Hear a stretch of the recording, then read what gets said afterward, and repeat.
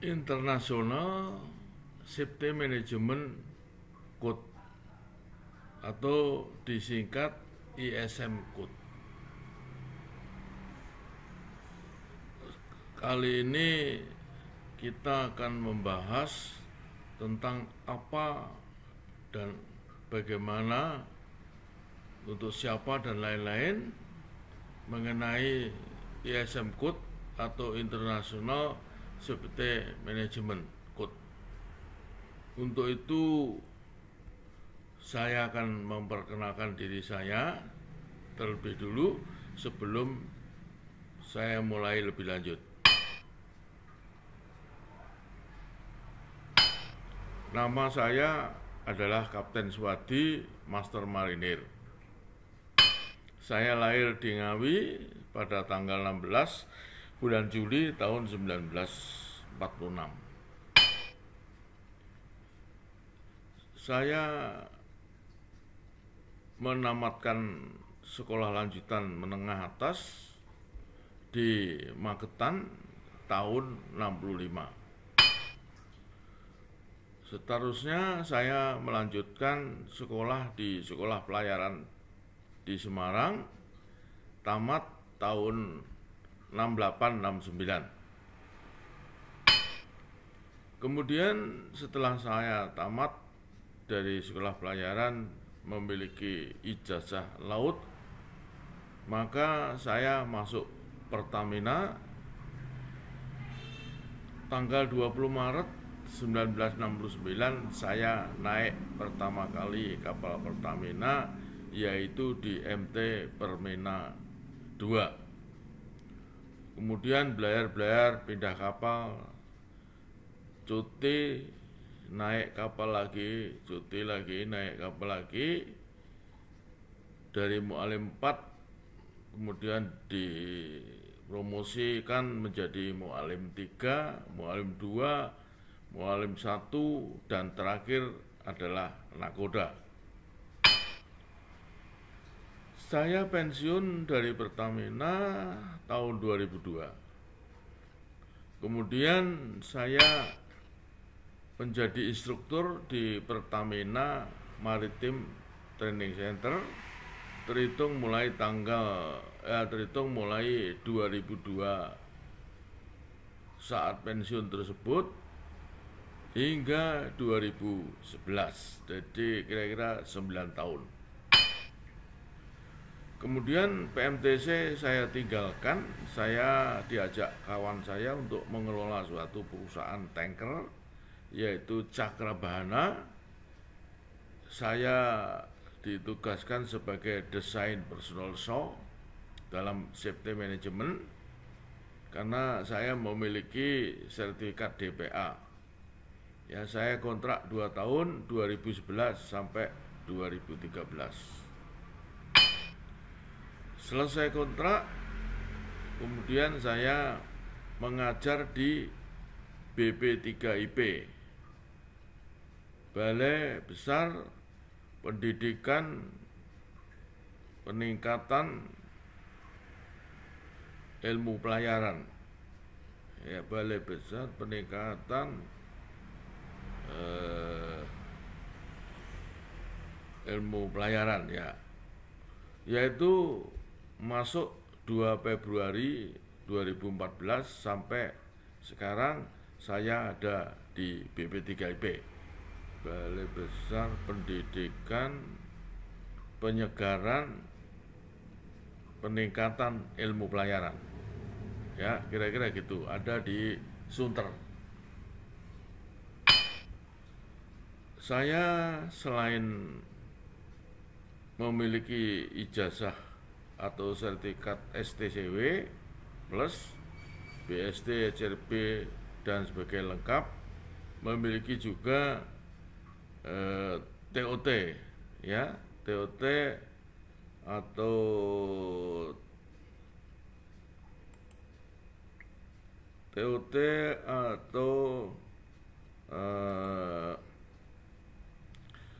training of trainer, ya, untuk menjadi seorang pengajar dengan sudah diupdate Manila Convention 2010 kemarin. Saya tinggal di Komplek Pertamina Blok R nomor 18 Jalan Walang Baru Raya, Tanjung Priok, Jakarta Utara. Adapun susunan keluarga saya mempunyai 3 cucu, 2 anak, dan 1 istri. Inilah identitas saya yang bisa saya sampaikan di sini. Maka akan saya lanjutkan ISM atau International Safety Management Code. Untuk memudahkan penyampaian tentang safety management ini, saya menggunakan pertanyaan 6W, yaitu what, who, where, when, why, dan yang terakhir how. 5W dan 1H. Untuk itu, baiklah, saya akan menunjukkan apa pertanyaan-pertanyaan ini untuk memudahkan penjelasan saya. What artinya apa SM Code ini? SM Code adalah suatu peraturan keselamatan yang terbaru di dunia. Memang sebelumnya sudah ada SOLAS, MARPOL, ESCOT, dan lain-lain, tetapi untuk pelaksanaan di dalam suatu perusahaan maupun di kapal belum jelas pada waktu itu. Maka IMO atau International Maritime Organization mengambil langkah untuk memperjelas, mempertegas agar kapal dan perusahaan pelayaran yang memiliki kapal-kapal itu melaksanakan aturan-aturan dengan dapat dikontrol, ya, yang dapat dideteksi. Maka dibuatlah oleh IMO peraturan internasional mengenai manajemen keselamatan yang pertama di dunia untuk mempertegas pelaksanaan dari aturan-aturan yang sudah dibuat, SOLAS, MARPOL, dan sebagainya. Berikutnya, untuk siapa SM Code ini dibuat? SM Code ini dibuat untuk perusahaan pelayaran atau suatu perusahaan yang terlibat dengan pengelolaan pengoperasian kapal niaga.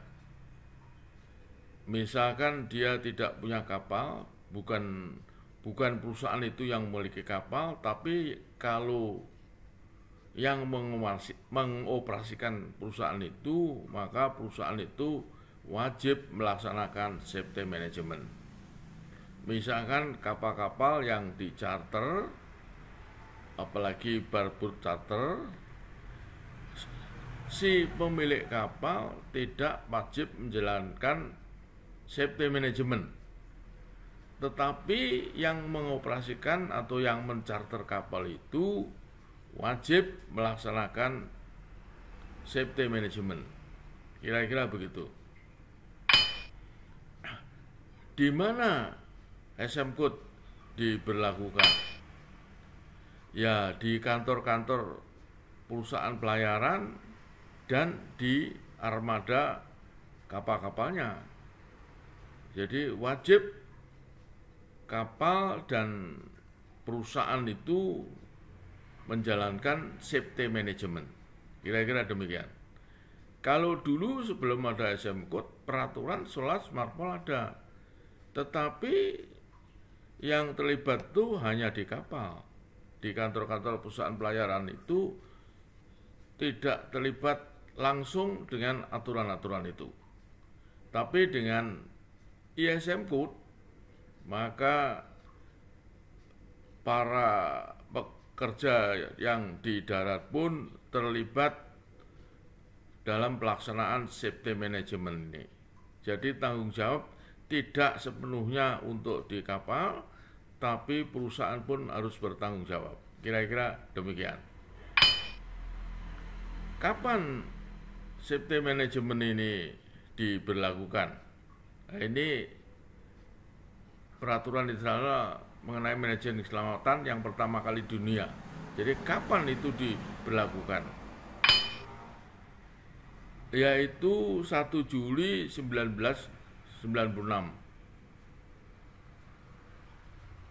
Akibat apa? Akibat roll off peri penyeberangan di Eropa sana, yaitu Herald Enterprise, di mana kapal itu tenggelam saat mau berangkat. Karena apa? Karena si penutup pintu depan lupa pada saat kapal mau berangkat. Nakoda sudah melepas kapalnya dari dermaga, belayar menuju tujuan tertentu, tapi tutup yang di depan petugasnya lupa menutup, sehingga kapal itu tenggelam dan memakan korban. Nanti akan saya jelaskan lagi di bagian belakang. Kemudian untuk semua kapal, yaitu tahun 98, 2 tahun kemudian, yaitu 1 Juli 1998, semua kapal penumpang, kapal tanker di atas 5.000 gross tonnage, kapal kimia, chemical, gas yang dicairkan, kapal curah, semua kapal-kapal barang cepat dengan gross tonnage 500, semuanya wajib melakukan safety management untuk di kapal. Perlu saya jelaskan kembali, gross tonnage ini, GT ini adalah ukuran volume. Jadi kapal 500 gross tonnage ke atas wajib melaksanakan safety management. Jadi gross tonnage bukannya berat, tapi ini adalah satuan volume. 1 gross tonnage sama dengan 2,83. Bagi para kru kapal yang belum paham ukuran ini, ya inilah saya jelaskan ulang bahwa gross tonnage ini bukan ukuran berat, tetapi adalah ukuran isi atau volume. Perlu diketahui bahwa 1 gross tonnage sama dengan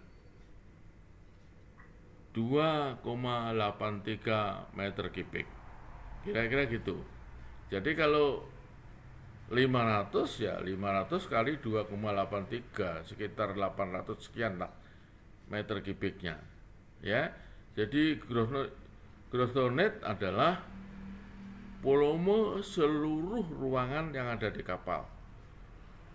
Purpik, stur depan, koperdam, kargo tank kalau tanker, atau palkah kalau kapal kargo, ya kalau kapal tanker mungkin ada kamar pompa, kemudian kamar mesin, afterpeak, ya tadi purpik, kamar-kamar, gang-gang, cerobong, dan anjungan, semua ruangan itu volumenya dihitung dengan satuan register ton, ya 1 register ton sama dengan 2,83 meter kubik.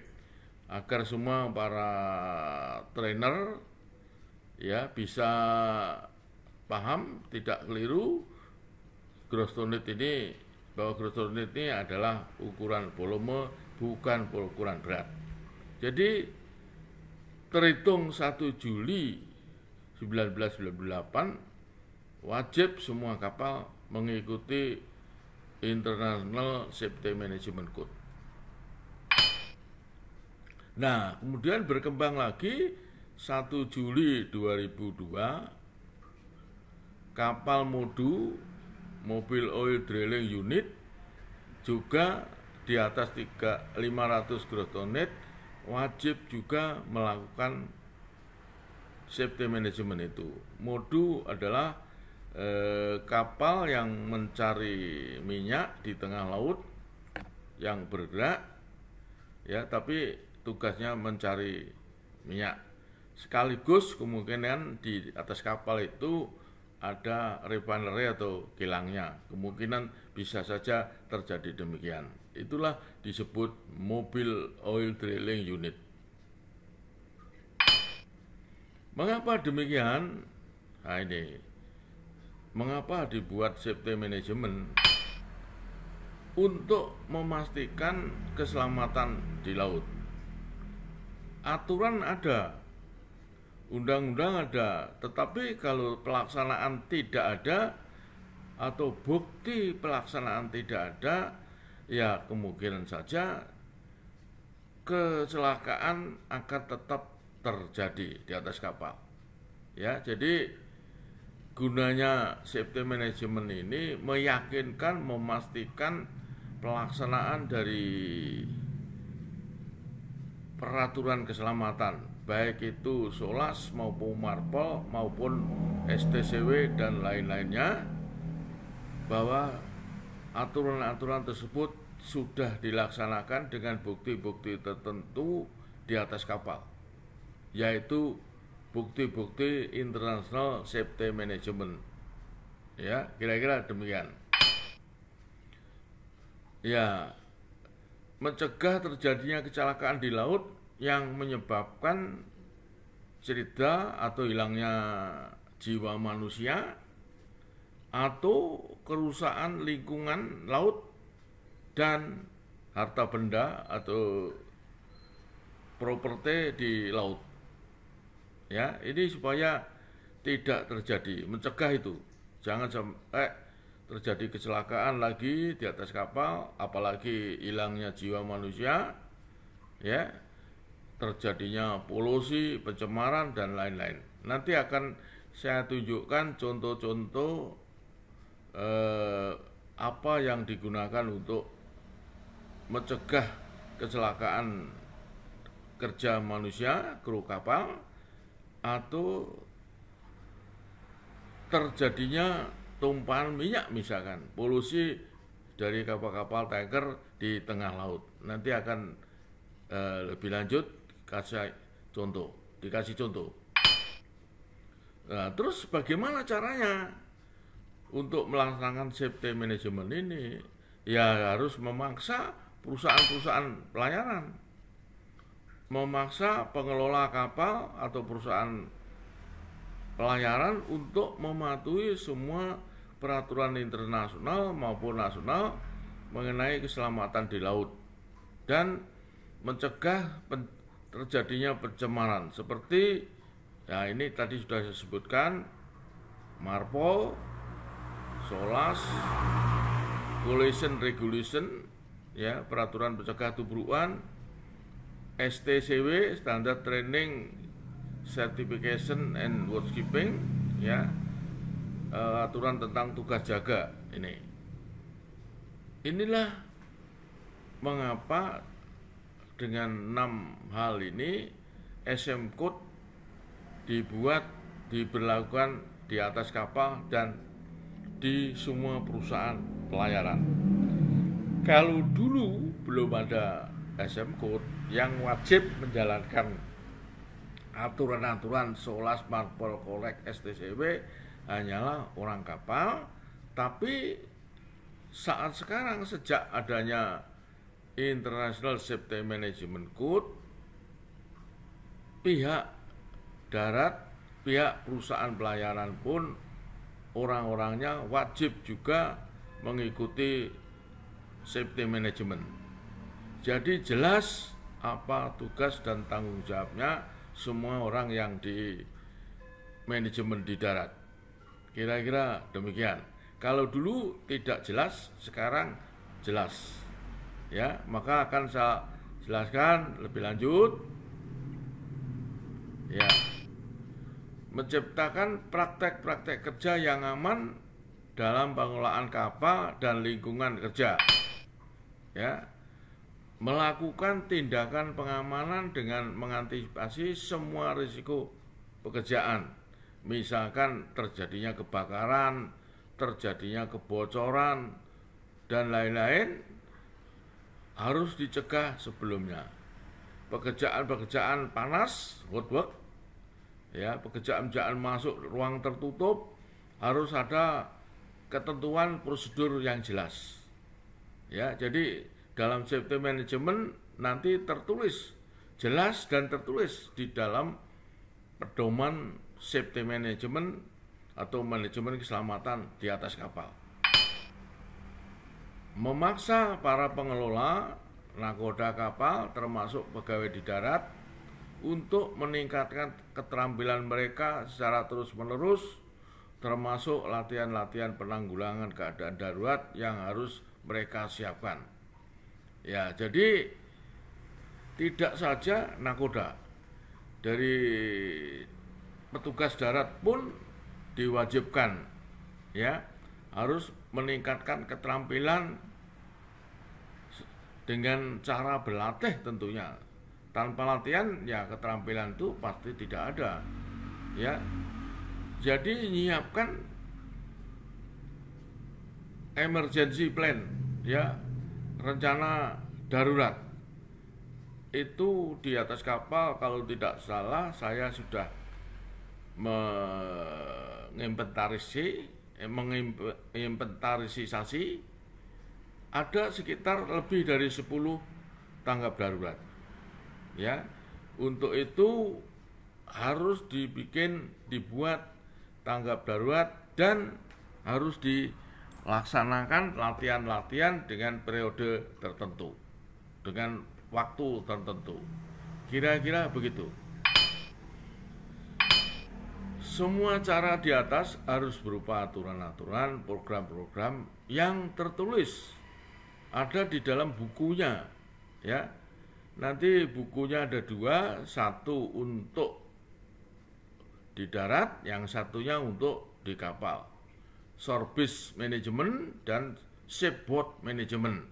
Dalam sebuah buku petunjuk khusus yang disebut Sistem Manajemen Keselamatan atau SMS, ya, Safety Management System, yaitu untuk darat dan untuk orang kapal. Makanya saat sekarang masing-masing perusahaan pelayaran punya manual untuk orang daratnya maupun orang kapalnya. Namun demikian, saat sekarang ini karena semua itu memakan biaya tinggi, ada perusahaan-perusahaan yang SM Code-nya hanya sekedar untuk memperoleh izin belayar. Ya, nanti perkara itu akan lebih lanjut nanti saya jelaskan. Ya, kewajiban pengelola kapal atau pemilik atau pengelola. Ya, artinya kalau pemilik tapi tidak mengelola, ya mungkin yang mengelola yang wajib. Ya, setiap perusahaan pengelola kapal wajib memiliki, mengembangkan, melaksanakan, mempertahankan sebuah sistem tertulis mengenai manajemen keselamatan yang meliputi hal-hal sebagai berikut. Jadi tertulis, jadi merupakan buku. Ya, nanti buku itu ada di kapal, siapa saja kru kapal bisa melihat isinya. Dan buku itu harus ditaruh di tempat yang banyak bisa dilihat oleh kru kapal. Biasanya di ruang rekreasi, di ruang TV biasanya. Buku itu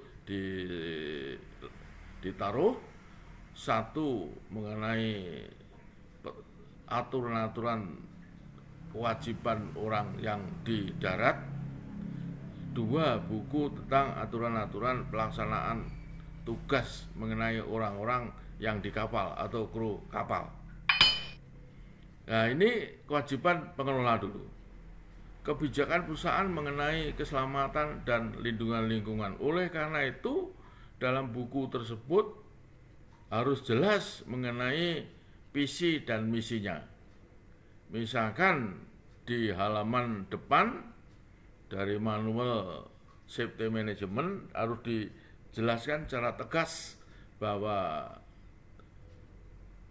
visi dan misi perusahaan adalah jelas. Misalkan kalau di Pertamina dulu yaitu satu mengenai mencegah terjadinya kecelakaan, ya harus tidak ada kecelakaan. Kedua, mencegah terjadinya pencemaran, dan yang ketiga mungkin harus harmoni dengan lingkungan. Itu adalah visi misi contoh di perusahaan Pertamina. Mungkin perusahaan lain ya mirip-mirip itulah, yang 1 dan 2 itu sama, mungkin hanya bahasanya saja yang berbeda. Kedua, prosedur instruksi tertulis yang dapat memastikan pengelolaan kapal yang aman dan perlindungan lingkungan sesuai dengan ketentuan internasional dan nasional. Jadi semua tertulis, prosedurnya bagaimana, aturannya bagaimana. Misalkan kalau yang internasional yaitu MARPOL.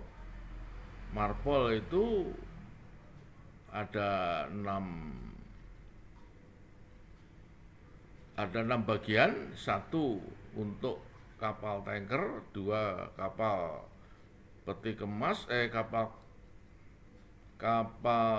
kapal chemical, 4 mengenai sampah, 5 mengenai kotoran manusia, siwit, baru yang ke-6 mengenai polusi udara.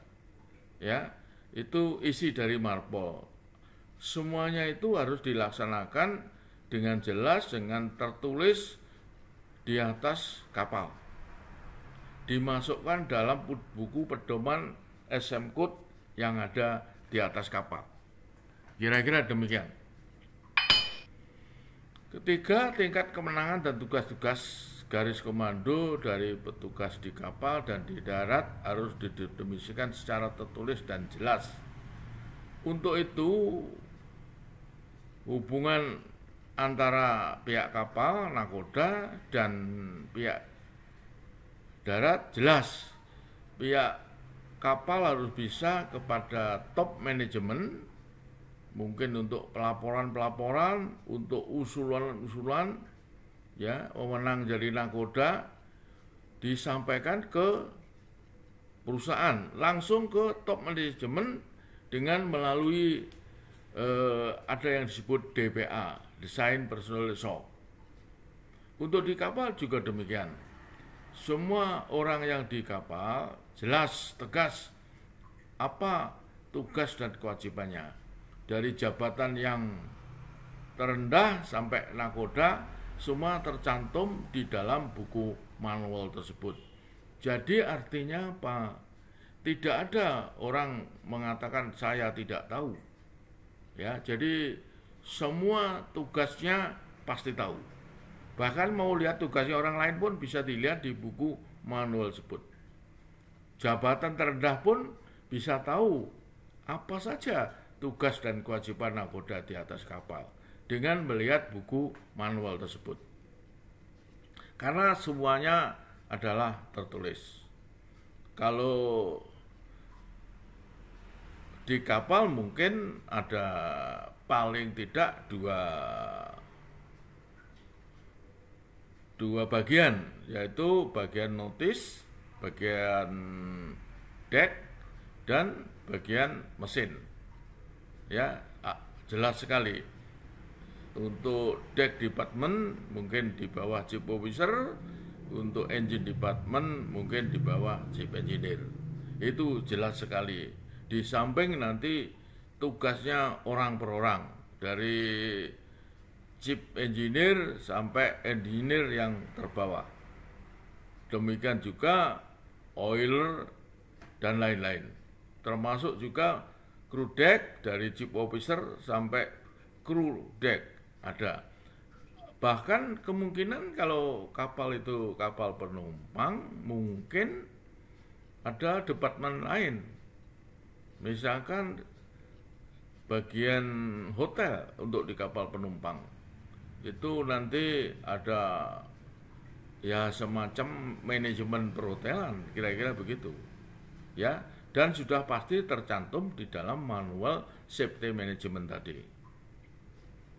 Berikutnya prosedur-prosedur untuk melaporkan adanya kecelakaan serta penyimpangan terhadap isi International Safety Management Code, termasuk peristiwa-peristiwa yang nyaris menimbulkan kecelakaan, yang hampir menimbulkan kecelakaan. Ya, ada formulir khusus untuk pelaporan. Ya, kemungkinan kalau sekarang kalaupun tidak dikirim dengan surat kertas, mungkin bisa dilaporkan melalui email dan lain-lain, ya, atau melalui format safety management di atas perusahaan itu. Ya, ini nanti dengan menggunakan jasa internet tentunya bisa dibuat pelaporan kalau terjadi kecelakaan atau perlu perubahan aturan karena tidak sesuai dengan kenyataan di atas kapal, bisa saja nakoda mungkin akan mengusulkan perubahan aturan itu. Yang kelima, prosedur-prosedur untuk menanggulangi setiap keadaan darurat yang timbul. Ya, ini kalau di kapal tadi sudah saya sebutkan ada lebih dari 10 tanggap darurat. Apa itu? Misalkan kebakaran, tubrukan, kandas, minyak tumpah, orang jatuh ke laut, dan lain-lain. Saya hitung ada sekitar lebih dari 10. Namun demikian ya disesuaikan dengan jenis kapalnya, tentunya tidak sebanyak itu. Kapal tanker mungkin akan lebih banyak dibandingkan dengan kapal barangkali demikian. Berikutnya prosedur-prosedur untuk melaksanakan audit, pemeriksaan internal di kapal-kapal maupun kantor di darat, serta peninjauan kembali dari sistem manajemen keselamatan secara periodik. Jadi setiap saat diadakan pertama internal audit. Untuk di kapal, internal audit itu yang menjadi auditor adalah petugas yang di darat, misalkan dari desain personal show, datang ke kapal untuk mengaudit semua yang bersangkut paut dengan keselamatan dan pencegahan polusi. Ya, apakah dikerjakan dengan baik? Nanti bisa dilihat secara tertulis mengenai misalkan kegiatan operasional kapal tanker itu bisa dilihat apakah benar-benar dilaksanakan apa tidak. Nanti periode tertentu, entah 6 bulan sekali, 3 bulan sekali, pihak auditor darat mengadakan audit di atas kapal. Semua temuan-temuan dicatat dan kemungkinan harus dipenuhi, ya, harus diperbaiki. Kalau sudah expire harus diganti atau diperpanjang. Kalau rusak ya harus diganti yang baru. Ini khususnya alat-alat keselamatan di atas kapal. Ya, pada saat diadakan pemeriksaan audit internal, ya. Nah, di samping internal audit nanti ada external audit, biasanya oleh lembaga pemerintah, ya, atau yang ditunjuk oleh pemerintah, recognized organization, yaitu lembaga seperti class surveyor, biasanya yang ditunjuk untuk audit eksternal, ya. Jadi nanti temuan-temuannya harus di closing, dipenuhi. Kalau rusak ya diganti baru. Kalau expire ya harus ditukar baru. Ya, kira-kira gitu. Untuk audit internal dan eksternal. Contoh tanggung jawab staf darat. Ini saya gambarkan seperti ini, suatu organisasi dari perusahaan pelayaran. Ini presiden direktur, baru nanti ada ini biro-biro lainnya yang di bawahnya, keuangan dan sebagainya. Baru di sini ada suatu bagian yaitu DPA, Design Personal Show. Ini biasanya orang kapal juga atau nakoda atau chief engineer, ya, untuk menampung apa yang dilaporkan dari pihak kapal, dari nakoda, atau menerima apa yang ingin disampaikan pimpinan tertinggi kepada kapal melalui DPA ini. Ya, jadi semua apa yang menjadi temuan di kapal harus sampai kepada pimpinan tertinggi. Jadi tidak boleh ditahan di bawah sini. Ya, jadi dari kapal lapor, misalkan sekoci sudah rusak atau apa, ya, minta ganti baru. Dari DPA ini harus lapor ke pimpinan tertinggi. Jadi tidak boleh pimpinan tertinggi tidak tahu menahu tentang apa yang dilaporkan oleh nakoda dari kapal ke perusahaan. Ya, jalurnya yaitu lewat desain personal show. Ini DPA nih. Yang lain-lainnya ini enggak kaitannya dengan supaya semua apa yang disampaikan dari kapal bisa langsung diketahui oleh pimpinan tertinggi. Kira-kira demikian. Jadi tidak tertahan di bagian di bawah ini. Inilah contoh daripada tanggung jawab organisasi di darat di dalam perusahaan pelayaran yang melaksanakan safety management. Untuk di kapal, contohnya seperti ini, di kapal adalah pimpinan tertinggi yaitu nakoda. Ya, nanti untuk orang mesin di bawah chief engineer, orang deck, departemen deck departemen, chief officer. Atau kemungkinan kalau kapal penumpang lebih banyak lagi organisasinya, mungkin catering, mungkin hotel, mungkin mengenai penumpang lah kira-kira gitu. Ya, ada session yang lain, ada seksi departemen yang lain. Ini untuk saya buat yang sederhana. Untuk kapal tanker ya ada engine department dan deck department, di mana ini tidak ada radio operator karena sekarang sudah GMDSS. Yang operate adalah perwira notis, perwira deck, dari kapten sampai officer lainnya. Semua pasti mempunyai persyaratan harus memiliki atau pernah training GMDSS, Global Maritime Distress and Safety System. Ya, sistem komunikasinya tidak menggunakan Morse lagi, tetapi menggunakan GMDSS, semacam telex, semacam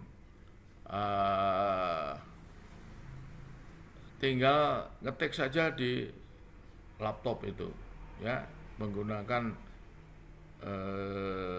satelit, ya, ada yang terestrial, ada yang satelit. Yang terestrial melalui stasiun pantai, baru kemudian diteruskan dengan yang lain, WA atau dengan menggunakan email dan sebagainya. Tapi untuk di tengah laut bisa saja menggunakan jasa satelit. Ya, kira-kira. Makanya di sini tidak ada radio department. Radio sudah masuk di deck department untuk masa sekarang. Ya, ini ada chip cook dan lain-lain, ini masuk di catering department kalau untuk di kapal penumpang. Kalau di bukan penumpang mungkin masuk di deck department. Kira-kira gitu. Jadi jelas tugas dan tanggung jawabnya masing-masing kru kapal, tidak ada yang saya tidak tahu. Jadi semua pasti tahu tugas dan tanggung jawab daripada kru tersebut. Ya, kira-kira demikian. Ini contohnya. Ini saat olah gerak, ya, nakoda di Anjungan, mungkin dibantu perwira jaga, ada lagi kru kapal, dan ada lagi orang dari luar kapal, yaitu pandu. Ya, pandu dengan dibantu oleh petugas-petugas di darat seperti ini. Ya, ada mooring boat, ada port control, ada vessel traffic service dan sebagainya. Ya, ini untuk tim Anjungan, ya, di nakoda dan anak buahnya. Kira-kira demikian. Nah, tadi saya sebutkan bahwa tugas dan kewajiban semua kru tertulis dengan jelas di dalam manual safety management tadi. Termasuk yaitu seorang bosun, ya. Ini tugas-tugasnya ini jelas. Dia pasti tahu tugas dan kewajibannya di atas kapal dengan melihat buku manual safety management. Dan tugas-tugas itu pasti ya tidak menyimpang dari PKL, Perjanjian Kerja Laut. Ya, tidak menyimpang dari sini. Pasti sejalan dengan PKL yang telah ditandatangani sebelumnya. Ya, kira-kira gitu. Tidak ada yang bertentangan antara PKL dengan tugas dan kewajiban di atas safety management manual. Kira-kira demikian. Nah, ini adalah contoh kejadian kapal Lepina 1 yang belayar dari Tanjung Priok ke Bangka. Ya, kapal yang membawa penumpang, peri penyeberangan. Mengapa sampai terjadi seperti ini? Karena kapal ini tidak melaksanakan safety management. SMCode tidak ada. Latihan-latihan tidak ada.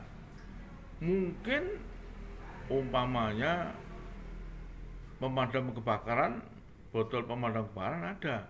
Tetapi kru tidak tahu itu apa. Tidak ada pelatihan, tidak ada komite meeting dan sebagainya. Tidak ada familiarisasi di atas kapal. Sehingga begitu terjadi kebakaran tidak tahu apa yang harus diperbuat. Inilah contoh sebuah kapal yang tidak mengikuti safety management, di mana tugas dan kewajiban kru, di mana tanggap darurat tidak jelas, ya, tidak tertulis dengan baik di atas kapal, sehingga akibatnya terjadi seperti ini. Nah, ini mengapa kapal ini diberi izin belayar? Bagaimana DOC, bagaimana SMC? Nanti DOC, SMC akan saya jelaskan. Ya, tentunya ini adalah sesuatu yang tidak berjalan dengan normal. Ya, bahkan ini kapal begitu ditarik ke Tanjung Priok masih memakan korban beberapa wartawan dan dari kepolisian. 2 orang komisaris besar polisi ikut meninggal pada saat kapal ini tenggelam setelah ditarik ke Tanjung Priok. Ya, inilah akibatnya. Safety management tidak dilaksanakan, perusahaan itu bisa mengoperasikan kapalnya, tetapi tidak memiliki DOC, SMC, bukti kapal itu melaksanakan SM Code. Kok bisa demikian? Ya tentunya ini merupakan suatu pelanggaran dari petugas yang berwajib. Kira-kira demikian.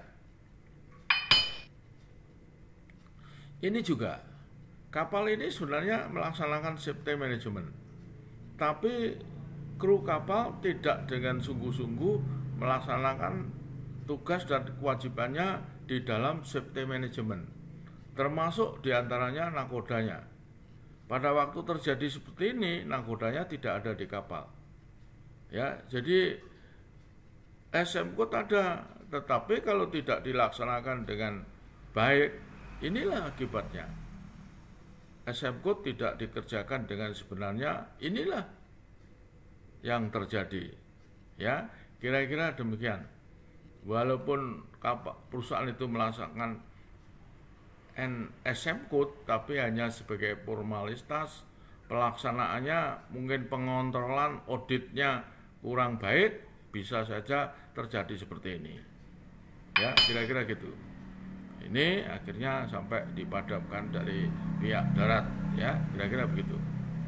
Ini juga musibah, kapal ini kandas karena mesinnya rusak, akhirnya minta digandeng atau ditarik oleh takbut, ditarik-tarik, akhirnya malah patah yang di tengah.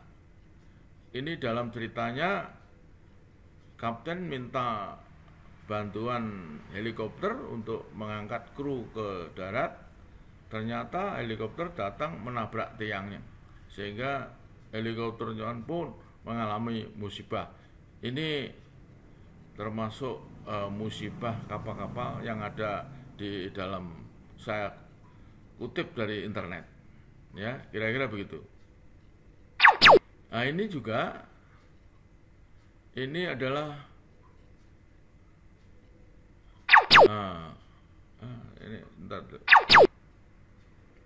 ini adalah MSC Napoli berangkat dari Jerman membawa motor BMW dalam peti kemas, mungkin kurang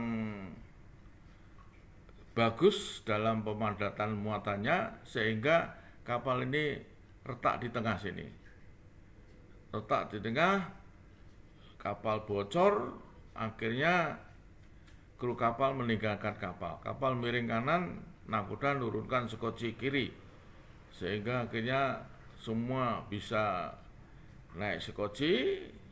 Ya, sekocinya jumlah kru sekitar 25, daya angkut sekoci satu sisi 30. Jadi dengan hanya menurunkan satu sekoci saja masih cukup untuk menolong kru kapal, dan akhirnya ditolong dengan helikopter. Ya, kira-kira gitu. Nah, ini tubrukan juga, ini umumnya ya kurangnya mentaati aturan P2TL. Seharusnya ada plotting, ya, diadakan plotting dengan radar, apakah kapal kita akan tubrukan apa tidak. Nah, itu harus dengan plotting, apalagi sekarang dengan adanya ARPA, Automatic Radar Plotting, ya tentunya kasus seperti ini tidak akan terjadi. Di dalam safety management, perwira jaga apa saja yang wajib dilakukan, semua tertulis di dalam manual. Jadi tentunya seperti ini tidak akan terjadi. Plotting adalah suatu hal yang diharuskan, walaupun tidak terjadi tubrukan ataupun tubrukan, perwira jaga notis harus menggunakan radarnya untuk mengadakan radar plotting, mengamati kapal lain. Syukur-syukur ada ARPA, langsung dengan cepat ditindis, target itu bisa tahu kapalnya nanti terjadi tubrukan apa tidak. Ini contohnya. Ini mungkin terjadi pada saat SM Code belum dilaksanakan di atas kapal. Kira-kira begitu. ini juga bocor, tenggelam, ya kira-kira gitu. Ini kapal hanyut, tidak bisa dikendalikan, arus kuat, ya ombak kuat, akhirnya terdampar sampai di darat dan kandas. Ya, ini contohnya banyak sekali. Ya, ini. Oke. Nah, ini yang lebih bersejarah, yaitu tanker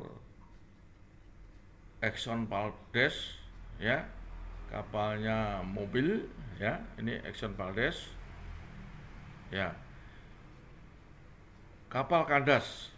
Mengapa kandas? Mungkin ada kesalahan, entah kelelahan, entah lain-lain, ya, di atas kapal, sehingga pada saat bernavigasi kapalnya kandas.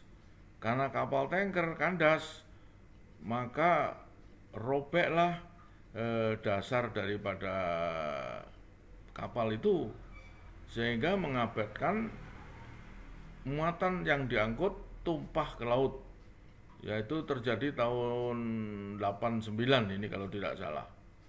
Ya, minyak tumpah sekitar 35.000 kiloliter, sehingga dampaknya merusak lingkungan di pantai barat Alaska. Banyak binatang-binatang laut, unggas maupun ikan yang mati karena kena minyak ini.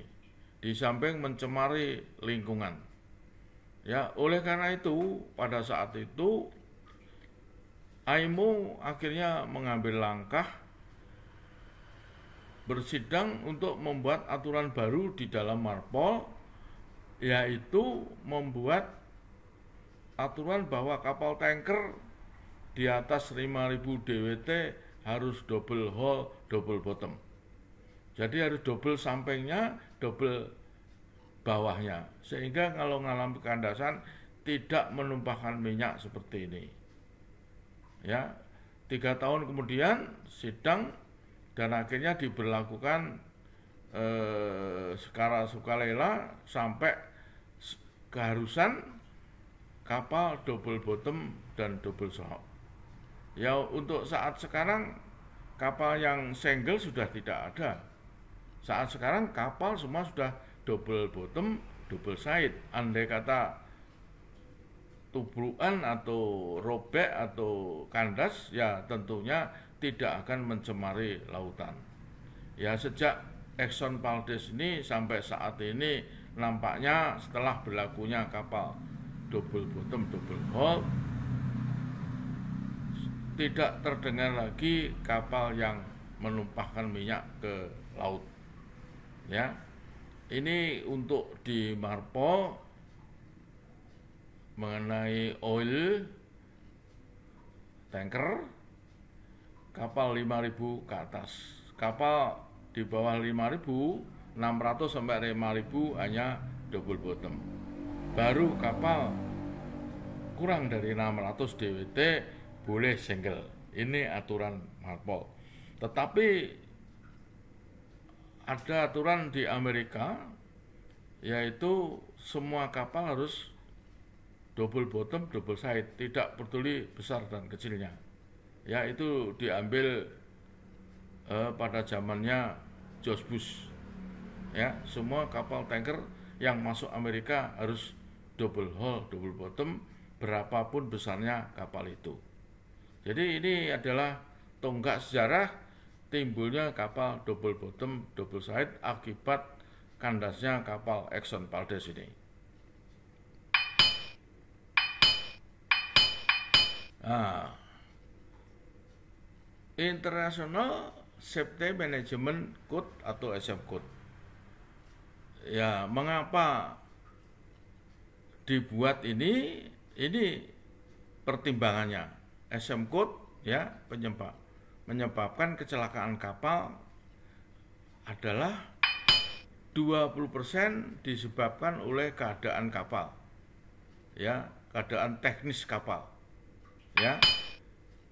Maka termasuk tadi kapal double bottom, double hull itu adalah kecelakaan yang secara teknis hanya 20% aja dari kasus-kasus musibah di dunia di kapal ini. Ya, maka timbul perhatian konstruksi, mula-mula segregated ballast tank, slope tank, oil discharge monitor, oil water separator, baru inner gas system, crude oil washing, GMDSS. Ini secara teknis adalah perubahan aturan untuk di kapal, ya, karena ini ya sekitar dari pengalaman rekod kecelakaan hanyalah 20%. Tetapi yang 80% adalah disebabkan oleh faktor manusia, ya, 8%. Oleh karena itu ya perlu dibuat aturan-aturan seperti safety management ini, ya, diberlakukannya ISM code, ya, yang menyangkut tentang kebijakan perusahaan, prosedur, ada panduan manual, ya, yang secara tertulis yang sebelumnya tidak pernah ada, ya, tidak ada manual kayak macam tadi yang sudah saya sebutkan, ya. Yang ini terjadi dari catatan 80% disebabkan oleh ini. Maka inilah actionnya, tindakannya, perubahannya dibuat ini, ya, kira-kira. Yang 80% ini 20% disebabkan karena kesalahan operator, ya. Makanya training harus punya sertifikat, ya, STCW untuk radar ARPA, inner gas, ya, crude oil washing dan lain-lain ini, ya, 20%. Berikutnya 8% disebabkan oleh kurang kontrol dari manajemen, ya, tidak ada checklist, tidak ada audit dan sebagainya, ya, sehingga terjadilah kecelakaan. Menurut catatan 80% disebabkan karena itu. Oleh karena itu dibuatlah safety management, semua tertulis, ada checklist, ada audit, internal audit, external audit dan sebagainya. Baru yang 80% ini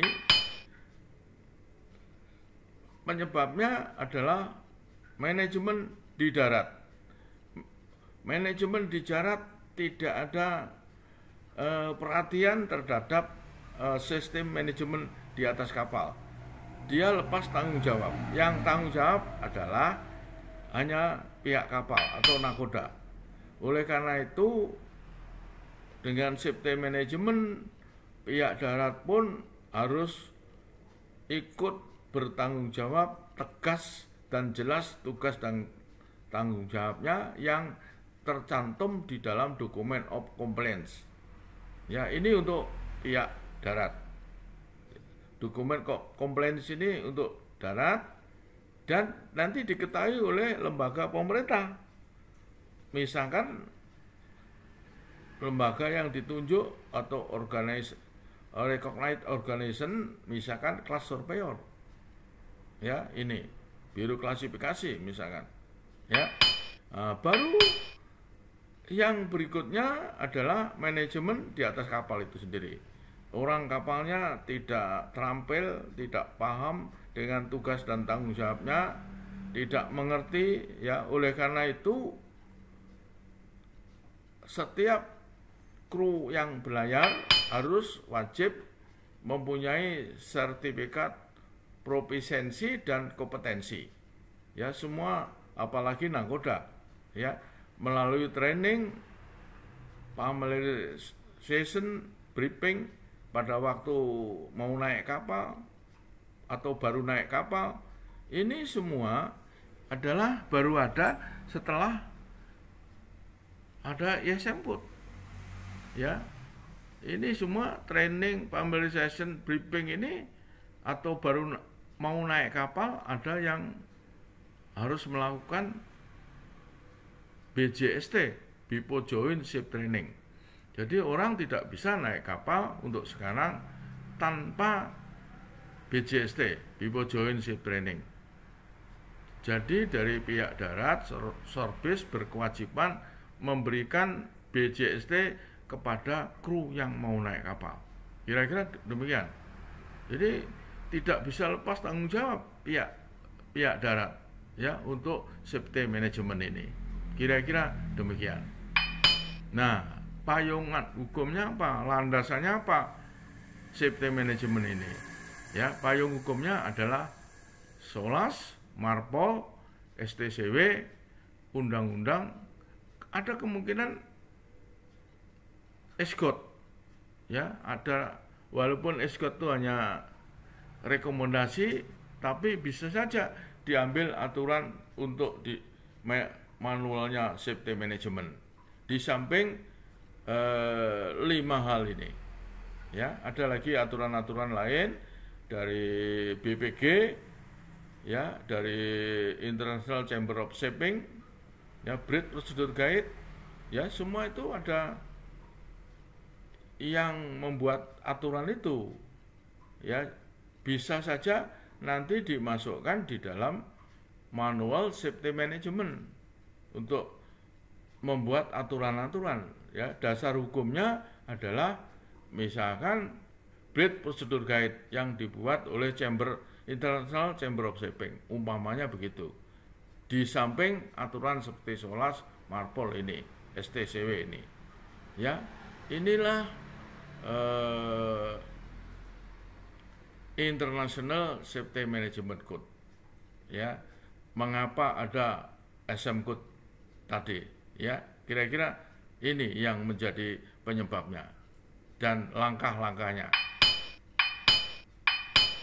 Nah, sekarang ini tadi sudah saya jelaskan, ya latar belakangnya kasus tenggelamnya Herald of Enterprise, ya persyaratan international safety management, ya harus ada manual untuk darat, untuk kapal, ya yang ketiga pelaporan, pemeriksaan dan tinjauan. Kalau memang aturan itu tidak sesuai, boleh dirubah. Nakoda boleh mengusulkan, ya non conformity dan sebagainya, ya nanti kapten bisa membuat perubahan aturan yang sudah ditetapkan dalam manual itu kalau memang itu tidak sesuai. Berikutnya perencanaan prosedur izin bekerja. Ya tentunya ini kerja-kerja yang mengandung risiko, misalkan las mengelas, ya itu ada prosedurnya. Harus seizin siapa yang memberi izin, persyaratnya apa, masuk ruang tertutup dan sebagainya. Ini ada persyaratannya, ya harus tertulis di dalam manual safety management. Tidak bisa orang hanya coba-coba. Kira-kira demikian. Familiarisasi. Seorang awak kapal yang naik di kapal sebelum bekerja seharusnya melakukan familiarisasi. Kalau memang masih belum paham betul apa yang menjadi tugasnya, dan wajib kiranya petugas di kapal untuk memberikan familiarisasi kepada kru yang baru naik kapal, yang memang dipandang dia tidak mengerti tugas dan kewajibannya atau pekerjaan yang harus dilakukannya, ya khususnya di kamar mesin banyak sekali, ya atau kalau perwira notis ya second officer mengenai alat-alat yang dianjungan, ya semua officer, ya deck officer, semua alat yang dianjungan yang tidak paham bisa dijelaskan oleh yang sudah ada di kapal. Penilaian ya nanti dari auditor dinyatakan kalau kapal itu bagus, ya diberikan DOC sama SMC, Document of Compliance dan Safety Management, sertifikat ya untuk memberikan bahwa kapal itu telah melaksanakan safety management dengan baik. Nah, ini latar belakang tadi sudah saya jelaskan, karena 80% kecelakaan disebabkan oleh kesalahan orang, ya, tidak menempatkan peran personil. Ya, ini 80% tadi sudah saya sebutkan disebabkan oleh kru. Ya, memfokuskan pada penyebab kesalahan manusia. Oleh karena itu orangnya harus familiarisasi, harus training, harus mempunyai bukti pelatihan, ya, harus BJST dan sebagainya. SM Code menyediakan alat-alat yaitu checklist, prosedur, karena kesalahan manusia itu bisa saja lupa. Untuk menghindari kelupaan ada checklist. Ya, misalkan checklist kapal mau bongkar muat ada, checklist STS ada, checklist di kamar mesin mungkin ada lagi, checklist bunker dan sebagainya. Ya, untuk menjaga kesalahan manusia. Dengan adanya checklist tidak berakibat kesalahan orang, kelupaan, ya, di checklist. Itulah untuk mengingatkan semuanya. Banyak lagi sekali checklist bunker, checklist sandar, checklist mau masuk ruang tutup, checklist untuk hot work, ya, kerjaan las mengelas dan sebagainya. Ini tinjauan sejarah tadi sudah saya jelaskan di depan, bahwa terjadinya SM Code itu karena tahun 1987 kapal Herald Opry Enterprise, ini kapal feri penyeberangan, ya, penyeberangan di Eropa sana, pada tanggal 6 Maret kapal bayar dari Seabrook ke Dover, ya, korban 80 anak buah kapal, 460 penumpang, 81 mobil, 47 truk, ya, terbalik 5 menit setelah meninggalkan pelabuhan, ya, 150 penumpang dan 38 ABK tenggelam. Akibat apa ini? Yaitu lupa menutup pintu feri, kapal sudah lepas dari dermaga, nakoda tidak tahu. Ya, oleh karena itu ya untuk membuat supaya nggak lupa checklist. Jadi nakoda harusnya nggak boleh berangkat sebelum melihat checklist. Apakah pintu depan sudah ditutup, ya, pintu haluan masih terbuka. Ya, ini akibatnya. Trim kapal 0,7 meter ke haluan untuk muat Seabrook. Ya, ini adalah murni human error karena kelupaan tadi. Karena tidak ada checklist. Untuk sekarang ya wajib kiranya harus checklist. Kapten sebelum berangkat ada checklist apa-apa yang harus diperiksa, apakah sudah dikerjakan dengan baik. Ya. Oleh karena itu ISM Code lahir 1995 masuk dalam chapter 9 SOLAS, ya. STCW 78 diperkuat, diperbaiki menjadi STCW 1995. Ya, inilah sejarah secara jelasnya terjadinya safety management. Ya, kira-kira demikian.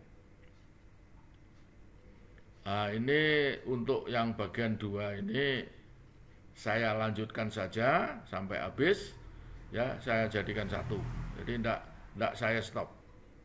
Ya, program AIMO merasa bahwa praktek-praktek dengan menggunakan ilmu kelautan tradisional, ya, sebelum ada SM Code maksudnya, betapapun baiknya tidak lagi memadai karena tidak ada bukti pelaksanaan.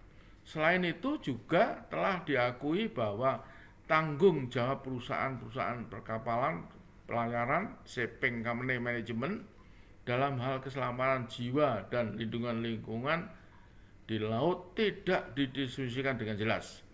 Jadi sebelum ada SM Code, perusahaan pelayaran tidak ada tanggung jawab, lepas tanggung jawab, tidak ada sanksi, tidak ada manual, ya.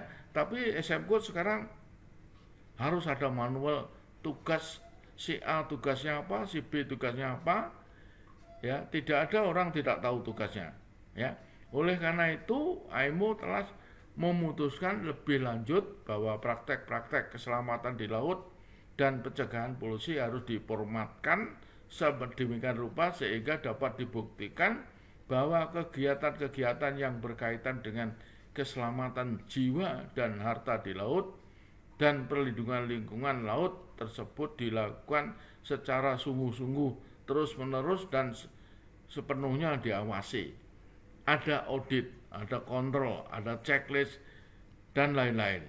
Ya, ada tadi DOC SMC yang diperiksa oleh yang berwenang dari recognized organization, bisa dari class surveyor dan lain-lain. Jadi sebenarnya tidak bisa perusahaan harus tanggung jawab. Kalau dulu hanya kapal yang harus tanggung jawab, yang harus mengikuti aturan-aturan yang ada, tapi sekarang tidak bisa.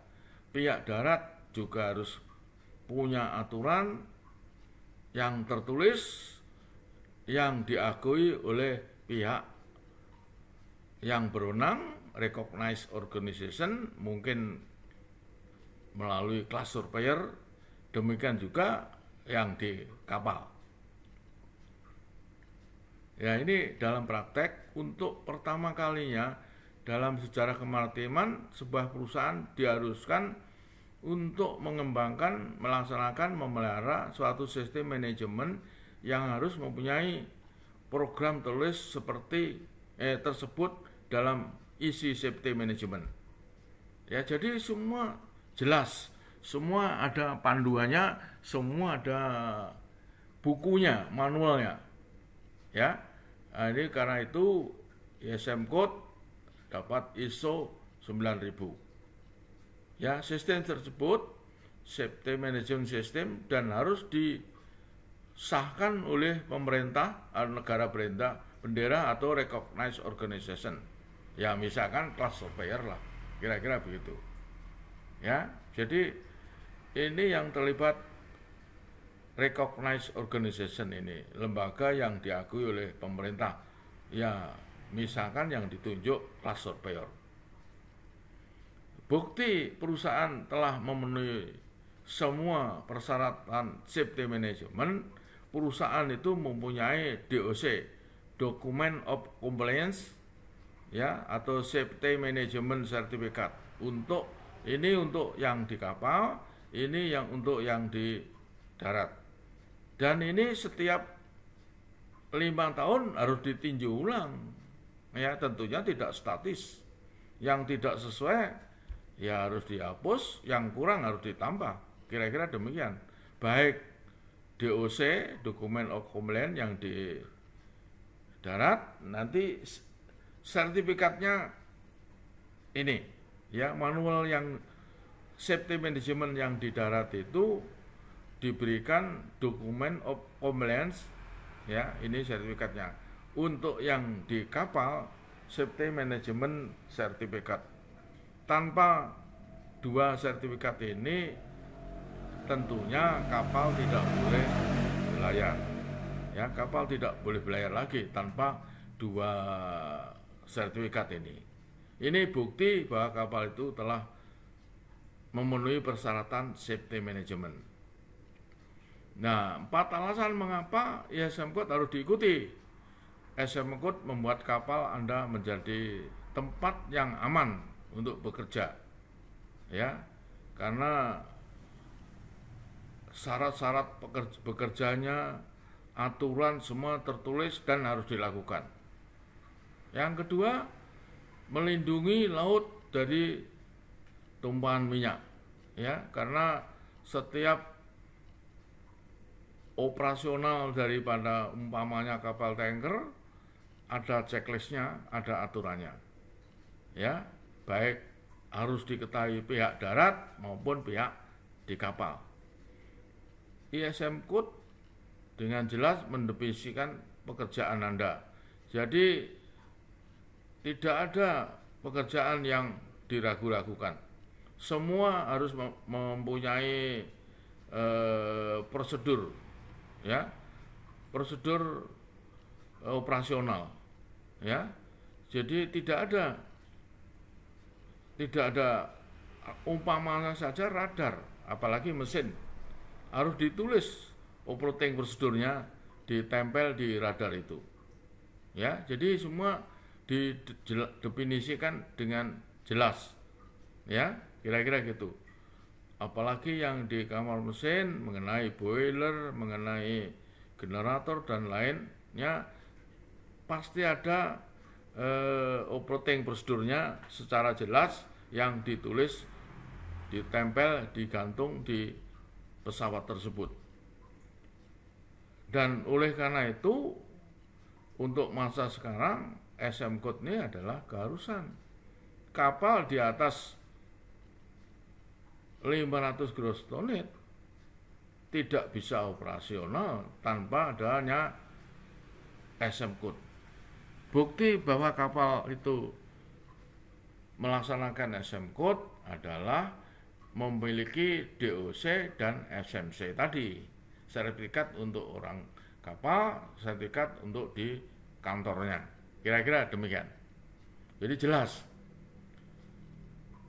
peranan pelaut. Para pelaut adalah elemen yang sangat penting untuk melaksanakan pekerjaan dengan sistem tersebut. Mereka adalah orang-orang yang melibatkan International Safety Management Code dapat terlaksana dan mereka merupakan pengguna akhir dari sistem tersebut. Partisipasi dan keterlibatan mereka diperlukan terutama selama tahap pengembangan dan pelaksanaan. Terutama yang baru-baru di kapal itu dilaksanakan safety management, peranan orang kapal adalah sangat penting. Tanpa kesungguhan dari pihak orang kapal, walaupun sudah rinci semua manual, semua checklist, semua prosedur tertulis, tapi tanpa adanya kesungguhan dari orang kapal, ya tentunya tidak ada gunanya. Kecelakaan, tumpahan minyak mungkin masih akan terjadi. Kira-kira demikian. Ya, mandatory safety management ya tadi sudah saya sebutkan, ya. 24 Mei 1994 ya, masuk di dalam SOLAS ya, bab 9 ya, SM Code wajib ya untuk kapal di atas 500 gross tonnage. Ya, gross tonnage ini adalah ukuran volume 1 GRT sama dengan 2,83 meter kubik. Kapal penumpang sudah pasti, yaitu tadi sudah saya sebutkan 98 Era of Enterprise tadi yang pertama kali, karena kasus ini terjadi kecelakaan kapal feri tersebut, makanya IMO ngambil langkah yang diberlakukan terlebih dulu adalah kapal-kapal penumpang atau kapal feri. Baru berikutnya tanker, kapal kimia, kapal gas, kapal curah, kapal kargo dan lain-lain, yaitu Juli 98, 1 Juli 98. Nah, lebih lanjut lagi tadi sudah saya sebutkan, yaitu MODU, Mobile Oil Drilling Unit, yaitu kapal yang mencari minyak sekaligus mungkin kapal itu sebagai kilang ya. 2002 wajib juga melaksanakan safety management ya, kira-kira demikian. Jadi tujuan daripada safety management sistem ini ya menetapkan prosedur perusahaan yang standar. Ya, jadi tidak bisa hanya kira-kira. Semua harus tertulis, terukur ya. dalam aturan-aturan yang ditulis di dalam manual. Ya, tanggung jawab khusus kepada keselamatan dan lingkungan jelas. Ya, siapa yang harus tanggung jawab? Tidak bisa dilibatkan hanya pihak kapal. Ya, pihak darat pun manajemen di darat terlibat. Ya. Berikutnya penyelenggaraan sebuah laporan dan sistem alur untuk kecelakaan yang tidak diinginkan. Ya, ada kejelasan siapa saja yang dilapori dari pihak kapal sampai nanti ke top manajemen melalui desain personal shock. Menetapkan kebiasaan untuk mencegah terulang kecelakaan yang tidak diinginkan. Kalau dengan safety management yang ada masih terjadi kecelakaan, maka perlulah kiranya kalau memang perlu dirubah, direvisi prosedur atau aturan itu, ya bisa saja nakoda mengusulkan supaya dirubah, aturan itu dirubah kalau memang tidak efektif, ya tidak tepat guna untuk dilakukan prosedur tersebut. Ya, kira-kira demikian. Persyaratan fungsional safety management system, kebijakan keselamatan lindungan lingkungan tadi sudah, instruksi prosedur checklist keselamatan lindungan lingkungan internasional nasional, port set control yang masuk dalam sini. Ya, ada checklistnya, ada prosedurnya. Menetapkan kewenangan dan saluran komunikasi antara personel darat dan kapal, yaitu tadi melalui DPA, nakoda bisa langsung ke top manajemen apa saja yang ingin disampaikan kepada perusahaan. Jadi tidak lewat organisasi yang di bawah. Prosedur pelaporan kecelakaan dan kekurangan dengan kelengkapan aturan ada, ya harus tertulis. Ya tentunya kalau sekarang tidak perlu ditulis dengan surat, dengan gunakan email atau gunakan proses-proses yang berbasiskan internet, tentunya bisa dilakukan. Ya, itu termasuk WA barangkali. Prosedur penyiapan untuk tanggap situasi darurat. Ya, nanti paling tidak di atas kapal ada 5 sampai 10 tanggap darurat. Dan harus dilaksanakan latihan secara periodik, misalkan 1 bulan sekali. Ya, kira-kira gitu. Contoh seperti dan environment policy, ya kebijakan keselamatan dan lingkungan, pemenuhan dengan aturan-aturan undang-undang dan persyaratan industri. Ini dibuat oleh misalkan ESCOT dan sebagainya, ya, International Chamber of Shipping, International IAC, ya, International untuk semacam organisasi perusahaan pelayanan internasional, ada membuat pedoman-pedoman, ya, misalkan BPG, Bridge Procedure Guide dan lain-lain, ESCOT dan lain-lain. Aktif ikut serta dalam mencapai level keselamatan yang tinggi, ya. Ya, dibuat demikian rupa seselamat-selamatnya, ya, dengan mengikuti petunjuk-petunjuk dari aturan-aturan yang ada di samping SOLAS dan ESCOT. Semua kegiatan dilakukan sesuai dengan prosedur SMS sejauh dapat dipraktekkan. Misalkan masuk ruang tertutup harus bagaimana, itu harus jelas. Ya, harus tertulis di dalam manual.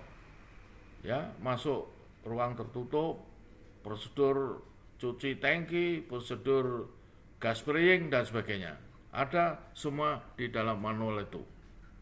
komunikasi terbuka di antara ABK, staf darat, ya, meningkatkan safety, yaitu tadi lewat DPA, ya, laporan-laporan semua usulan lewat DPA. Setiap orang dianjurkan memperbaiki kebijakan dan prosedur. Apapun yang dipandang tidak sesuai lagi, boleh saja kru lapor kepada pimpinan supaya dirubah. Hal ini bisa disampaikan karena di kapal paling tidak sebulan sekali ada subkomite meeting, ya. Nanti dilanjutkan hasilnya ke komite meeting, yaitu semua ABK, kru dek, mesin kumpul di suatu ruangan, diadakan meeting membahas soal-soal safety. Siapa yang menemukan sesuatu yang tidak sesuai boleh disampaikan di meeting tersebut, ya, itu namanya subkomite meeting. Pelatihan dan pendidikan mencapai standar safety dan lindungan lingkungan yang tinggi. Ya, latihan tiap bulan sekali dan dicatat latihan hasilnya gimana, apa kekurangan. Setelah latihan diadakan evaluasi, kumpul lagi di kayak subkomite meeting, kumpul di ruangan, apa yang terjadi yang kurang baik diperbaiki, disampaikan di pertemuan tersebut. Jadi kalau latihan jangan habis latihan sudah selesai, tidak.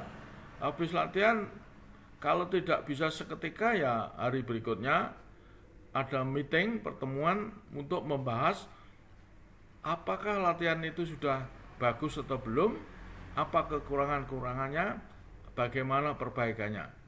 Ya, kira-kira begitu. Jadi latihan itu ada, selesai latihan ya harus dibahas. Kalau ada temuan-temuan yang kurang baik, umpamanya mengapa pada waktu latihan pemadam kebakaran lama sekali keluar airnya. Nah, nanti dari pihak engineer bisa menjelaskan sehingga lain kali latihan lagi tidak akan terjadi lagi. Ya, minta air untuk disemprot ya harus tepat waktunya, jangan terlalu lama baru diberikan. Karena kalau terjadi kebakaran betul ya habislah, kira-kira gitu. Safety maintenance system terus-menerus diperbaiki, realistis dan layak untuk tujuan. Ya, jadi tidak statis. Kalau ada temuan yang aturan yang tidak cocok, bisa disampaikan di subkomite meeting, ya, disampaikan kepada officer atau nakoda, aturan itu sudah tidak sesuai, ya harus disesuaikan, dicocokkan. Ya, misalkan ada apa kelambatan dan sebagainya. Kira-kira demikian. Jenis-jenis darurat tadi sudah saya sebutkan minimum 10, tapi ini saya record, saya catat ada 13. 1, kapal terbakar atau meledak. 2, tubruan, kandas, bocor, terbalik karena stabilitas dan cuaca, tenggelam, orang jatuh ke laut, polusi, kontaminasi, ini termasuk juga darurat. Ya, minyak campur, minyak tumpah, apalagi mesin induk rusak, mesin kemudi rusak, meninggalkan kapal. Terakhir abandon ship. Jadi ada sekitar 13 ini. Ya, nanti di kapal kalau bukan kapal tanker ya tentunya tidak sebanyak ini. Ya, kira-kira demikian. Ini contoh prosedur darurat. Ya, jadi jelas siapa tugasnya apa dalam kebakaran, ya, orang mesin, orang dek, ya, ini semua tugas tertulis. Ini contoh tanggap darurat. Mungkin ini sudah tidak seperti ini, sudah diperbaiki, dirubah lagi. Ya, ini juga. Ya, ini isyaratnya 7 pendek 1 panjang untuk meninggalkan kapal, dan pendek, tiup pendek terus menerus, ini tanda untuk kebakaran. Ya, ini contoh Umumnya kapal-kapal Eropa seperti ini, saya kutip dari kapal yang dibuat di Eropa Utara, ya, Swedia, Polandia atau Norwegia, ya, mungkin kayak ini prosedur daruratnya. Berikutnya tujuan dari safety management tadi sudah melindungi, mencegah, ya, ini semua tadi sudah saya sampaikan, ya, untuk memperbaiki kerangka kerja, ya, total. Nah, ini semua sudah saya sebutkan tadi, ini mengulang-ulang aja nih. Ya, untuk mencapai tujuan ini ada dua, yaitu implementasi aturan, ada bukti, sertifikasi, dan verifikasi, ya, pembuktian dan sertifikat. Ini pelaksanaan, ada laporan-laporan, apa yang dilakukan dicatat, dan apa yang dilakukan berdasarkan manual, ya, tapi apa yang dilakukan dicatat juga dan dilaporkan ke Sorbis melalui mungkin sekarang jasa internet, ya, dengan GMDSS bisa dilaporkan ke darat. Kira-kira demikian. Nah, ini 13 elemen daripada safety management.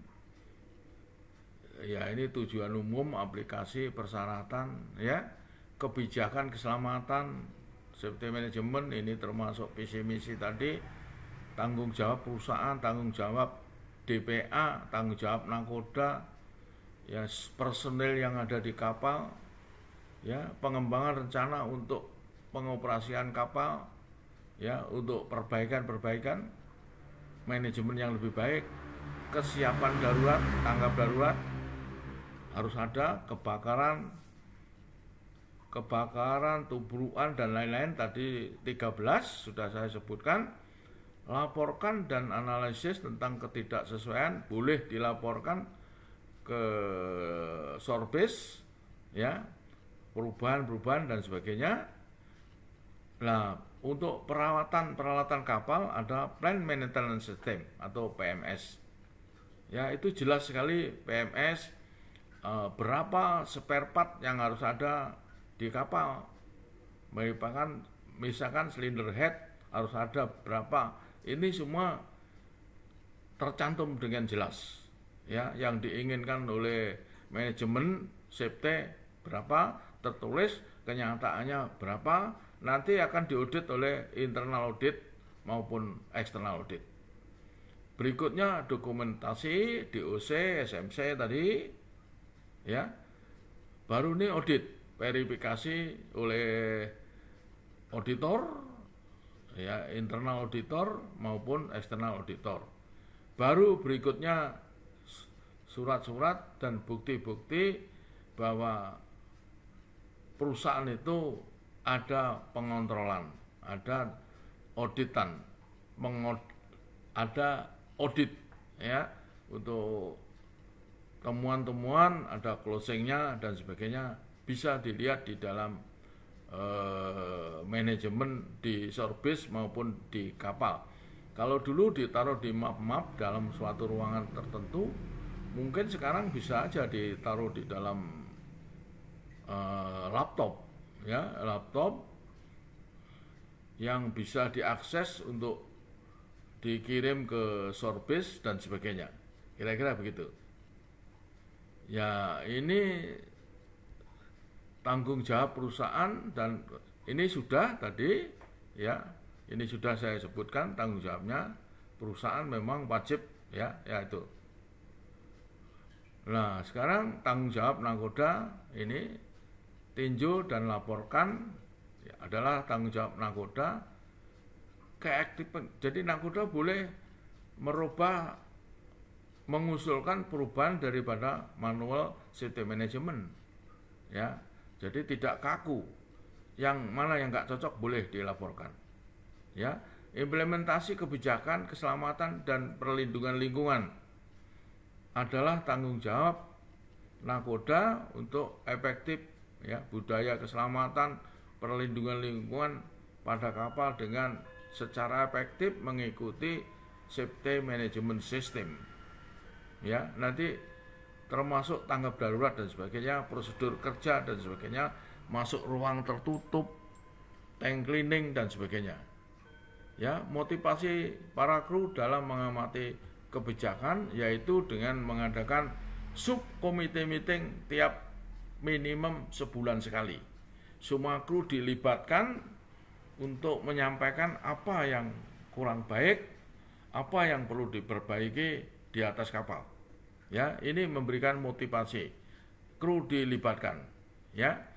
Menerbitkan pesan dan instruksi untuk lingkungan yang aman dan sehat. Ini tentunya nakoda.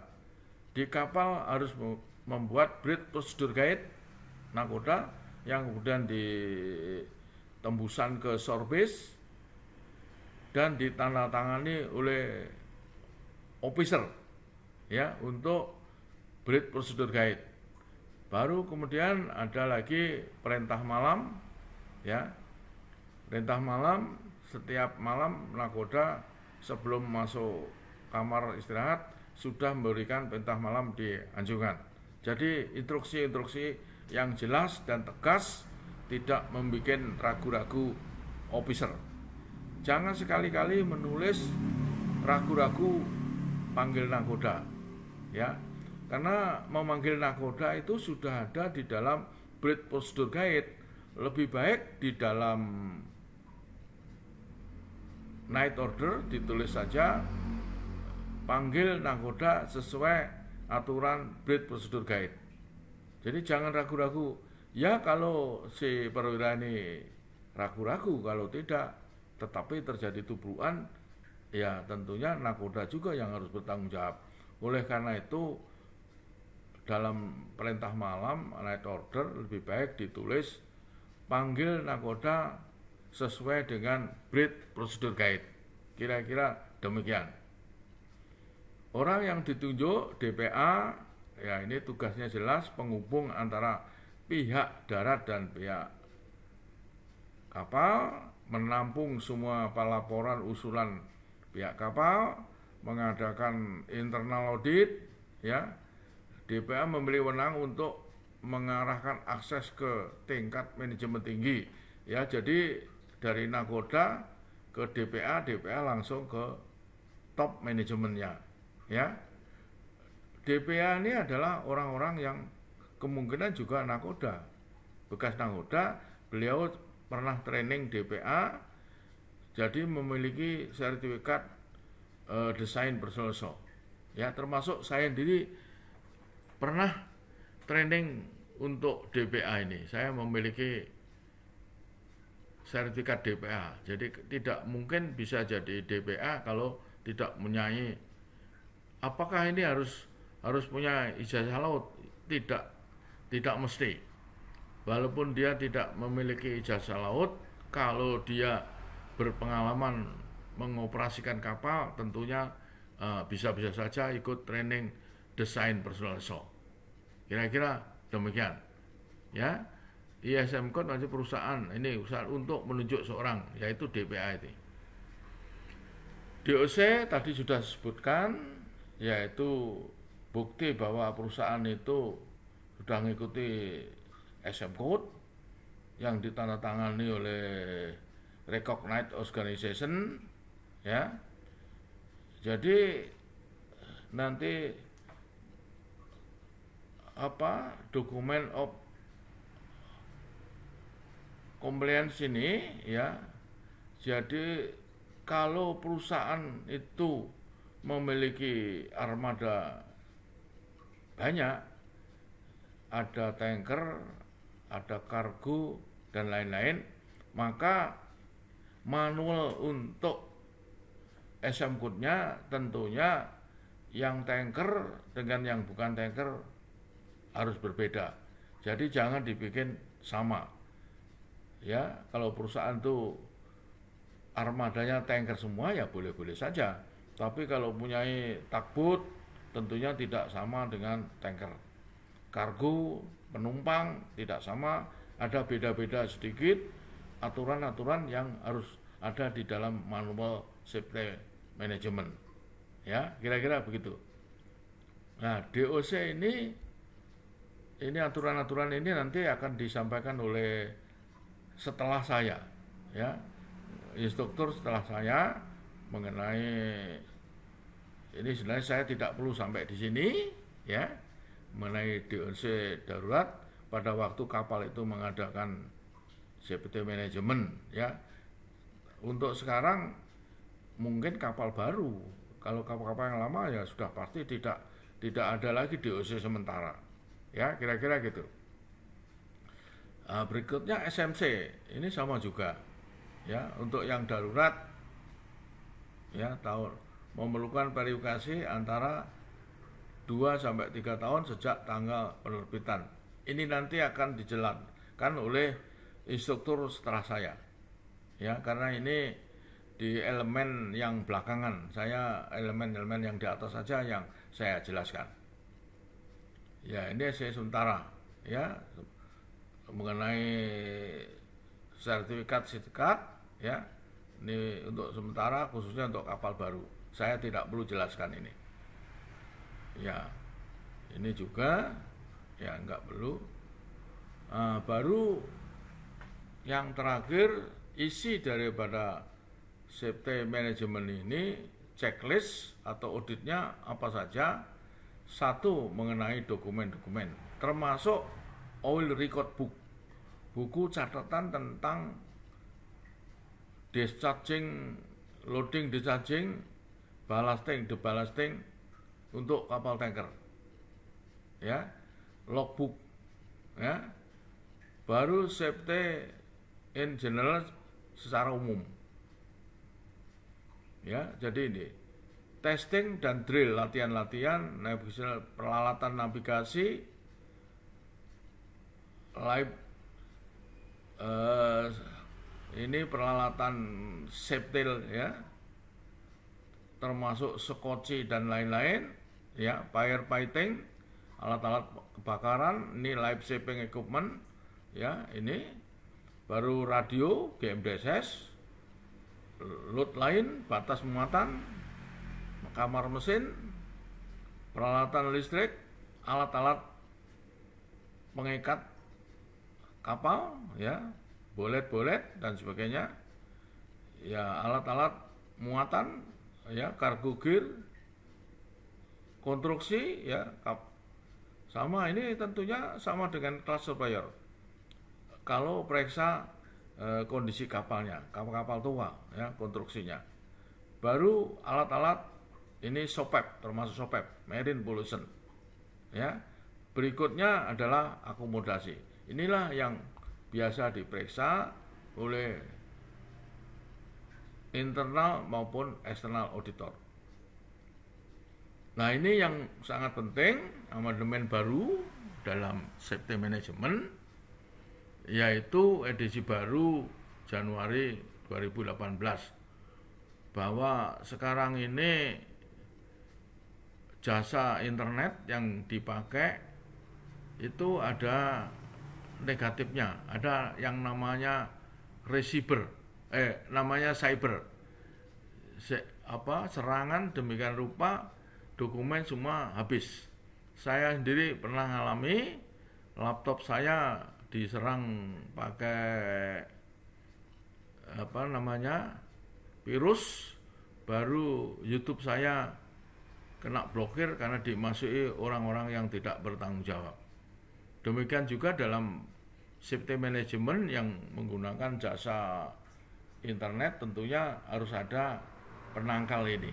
Jangan terjadi cyber, ya. Ini sudah ada juga di dalam SGOT yang edisi baru.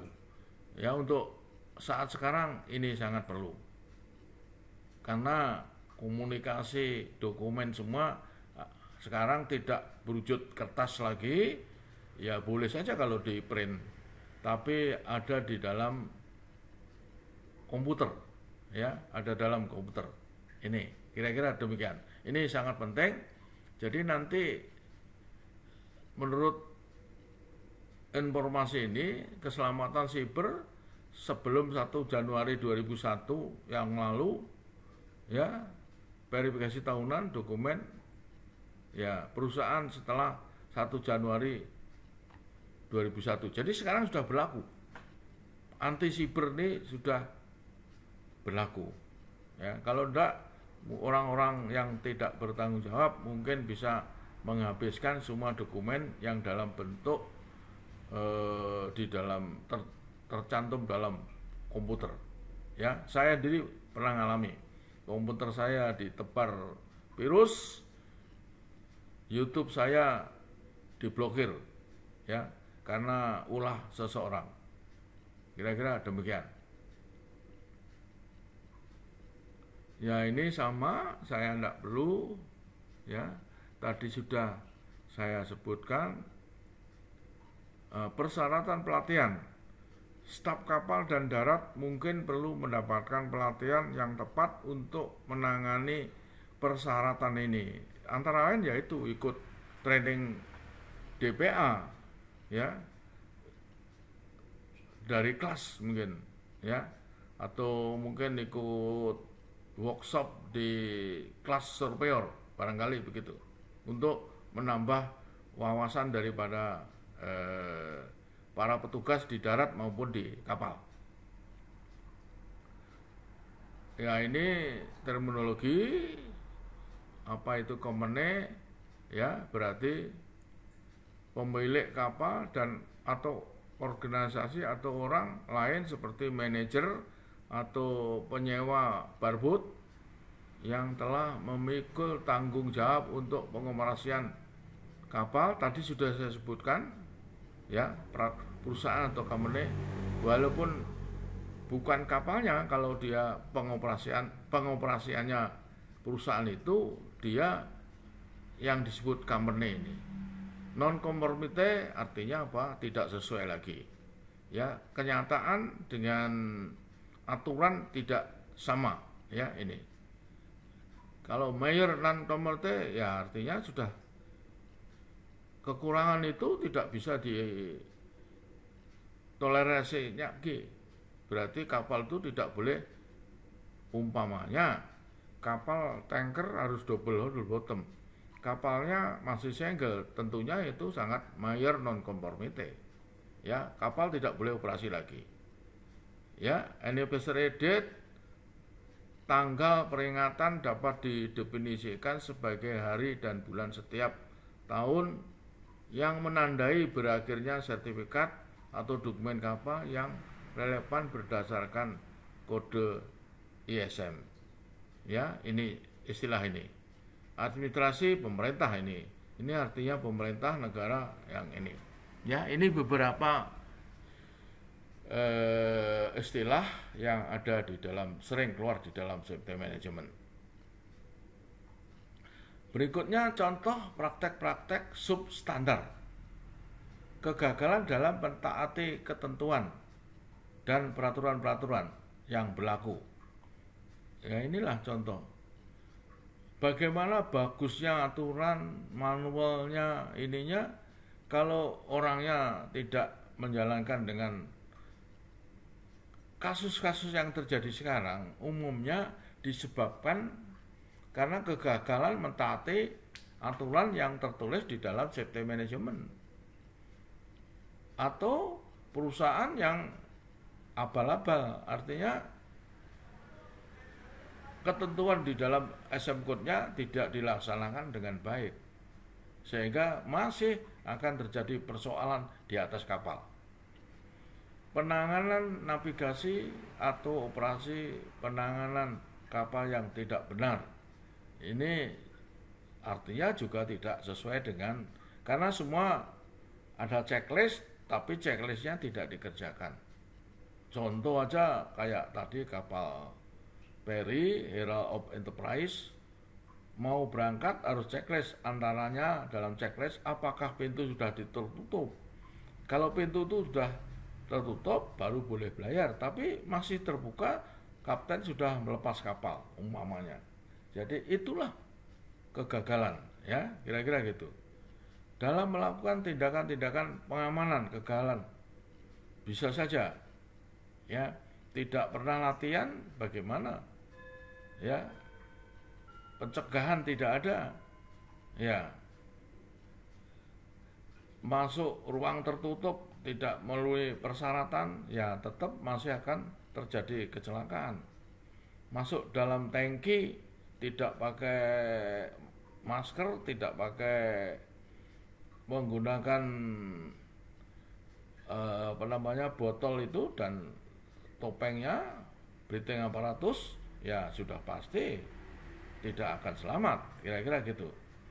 Melakukan pekerjaan di kapal dalam keadaan tidak fit, ya ini tentunya orang dalam kondisi mabuk atau mungkin memakan obat-obat terlarang, ya sudah pasti sangat tidak selamat, ya menjalankan tugas tidak dengan baik. Ini oleh karena itu di kapal ada tes, ya ada tes naik petugas untuk meriksa apakah kru kapal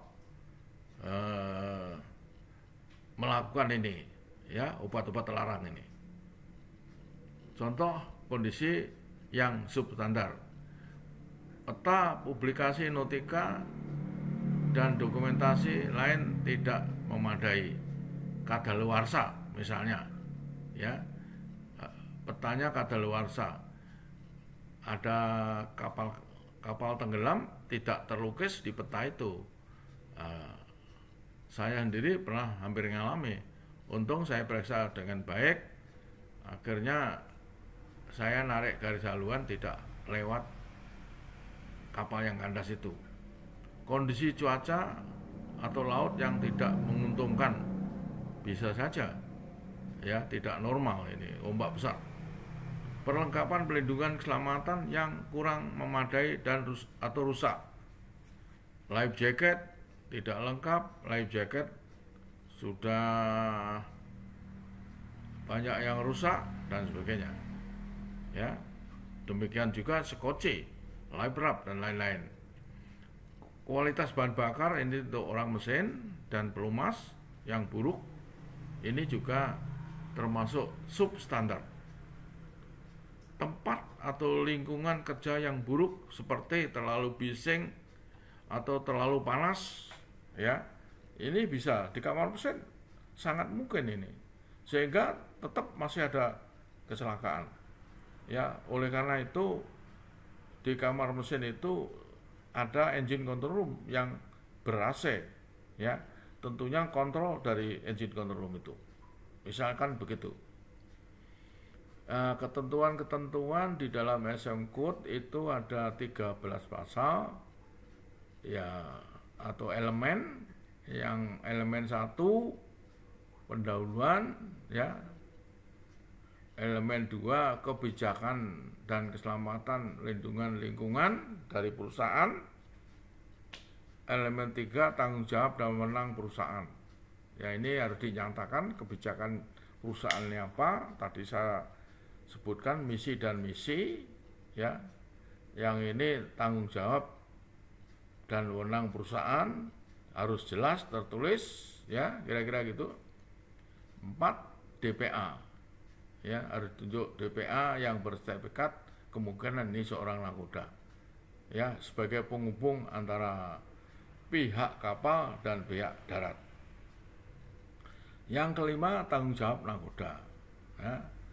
Nakoda ada tugas tanggung jawabnya, namun nakoda boleh punya operating authority, artinya boleh menyimpang dari aturan asal demi keselamatan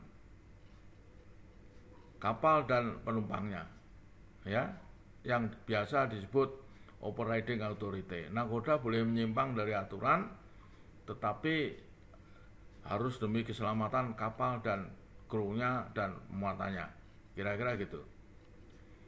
Yang keenam sumber daya dan personal, ya semua orang jelas tugas dan tanggung jawabnya, tadi sudah saya sebutkan, ya tidak ada orang tidak tahu tugas yang di darat maupun yang di kapal, kira-kira gitu.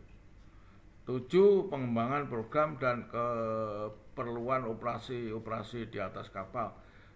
yang mungkin untuk saya cukup sampai paling tidak paling banyak pasal 6 ini. Nanti untuk elemen 7 dan seterusnya akan dijelaskan oleh bapak-bapak yang setelah saya. Ya, ini contohnya kesiapan terhadap keadaan darurat harus dibuat tanggap darurat, emergency plan, dan harus dilakukan ya tanggap darurat. Nah, 9 laporan-laporan ini untuk laporan non-konformite ya, kecelakaan, kejadian-kejadian yang membahayakan. Ini untuk bab 9 nanti. 11 plan maintenance system ya, untuk perawatan kapal mengenai hal itu. Baru yang ke-11 surat-surat dokumentasi ya, dokumen of compliance dan SMS ya, ship management certificate ya. Dokumen-dokumen itu yang harus dibuat oleh auditor, mungkin oleh recognized organization, sehingga perusahaan itu boleh mendapat izin untuk mengoperasikan kapalnya. Kira-kira demikian. Ini tinjauan, verifikasi dan sebagainya nanti akan dijelaskan oleh bapak yang meneruskan mengajar safety management ini. Akan lebih jelas oleh mereka nanti. Oleh karena itu, terima kasih dan atas perhatian Anda. Mari kita laksanakan International Safety Management Code ini dengan baik sehingga tidak ada lagi masalah di atas kapal. Sekali lagi, sekian dan terima kasih.